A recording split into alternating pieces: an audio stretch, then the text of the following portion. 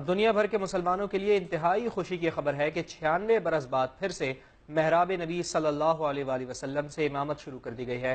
روضہ رسول صلی اللہ علیہ وآلہ وسلم کی زیارت کرنے والے عاشقان رسول اب جنت کے باغیچے میں 5 وقتہ نماز ادا کر سکیں گے۔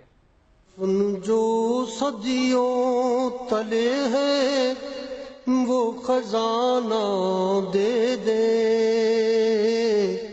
ریاض الجنہ یعنی جنت کا باغیچہ، روضہ رسول صلی اللہ علیہ وسلم سے ممبر رسول تک، یہ وہ مقدس اور بابرکت زمین ہے جسے جنت کا ٹکڑا کہا گیا۔ ہر مسلمان یہاں سجدہ ریز ہونے کی آرزو کرتا ہے۔ اپنا زمانہ دے دے۔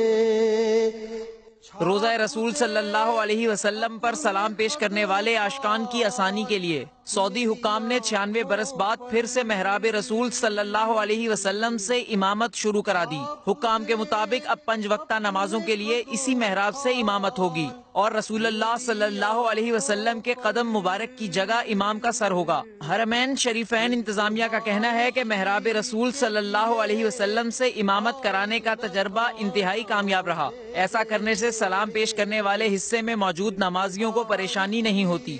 پھر رہائشی کے لیے آئینہ خانہ دے دے۔